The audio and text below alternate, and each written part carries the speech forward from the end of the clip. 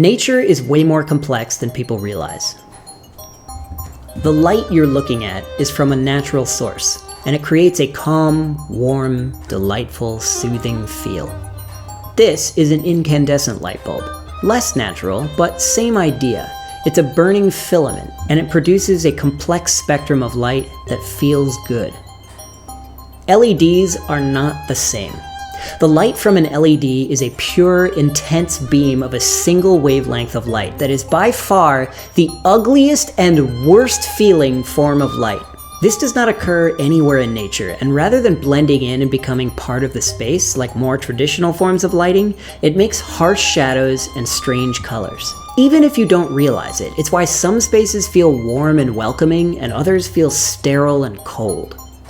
So imagine what happens when you take hundreds of thousands of these light-emitting diodes and plaster them onto every available surface.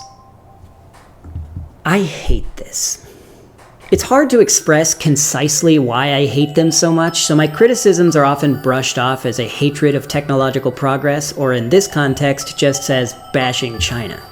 Luckily, a big part of my explanation has already been done for me by Technology Connections in his videos about LED Christmas lights. They are a cluster of colors which are literally as intense as they can possibly appear to our eyes. And while some of you may like that, I really don't. But the LED look is just one part of the problem. LEDs, unless they're ultra high quality, which pretty much none of them are because those are extremely expensive and used for film lights like this one, suck. Their drivers and other components break long before the LED itself goes out, causing them to buzz, behave erratically, change color, and suck even more than they did straight out of the box, and well before the 50,000 hours that they're supposed to be rated for. When individual LEDs burn out, they're irreplaceable. You have to change the whole component, which in cases like the building lights, come in gigantic strips and aren't able to have a single bulb replaced. So either they need to have the entire thing wastefully torn out and replaced, or leave it like this. Even if you like the cityscape light shows, I guarantee no one would prefer this to just not having all these lights. Now, I have to admit, they do make for flashy videos. They're ideal for posting on social media while saying, "Look how advanced China is." Yet all I see when I scroll past these clips is light pollution.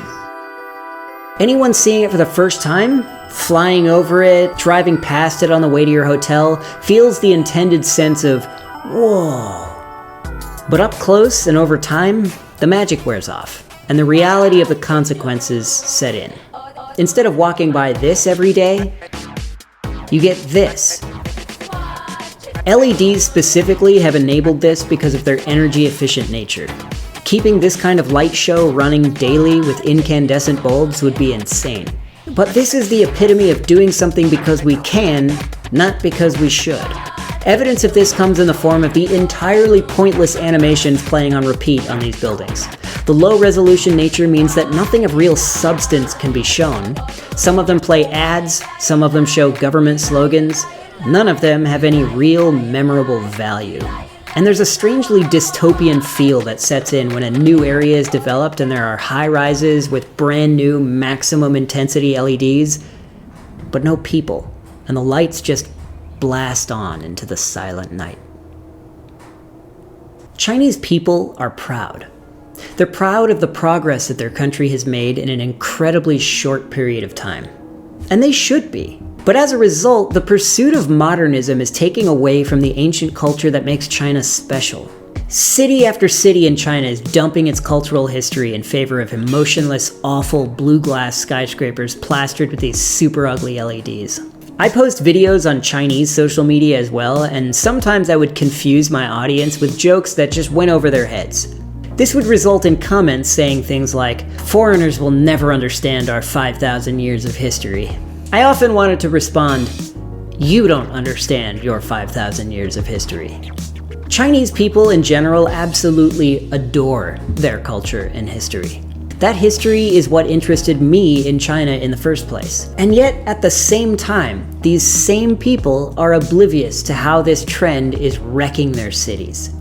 Modern Chinese cities are nowhere close to the same level of 感觉 as their less developed counterparts. Every city in China has its own unique flavor, texture, and feel. Traveling through China is super fun because locals are thrilled to share what makes their area special. 可以，你加我微信，哈尔滨。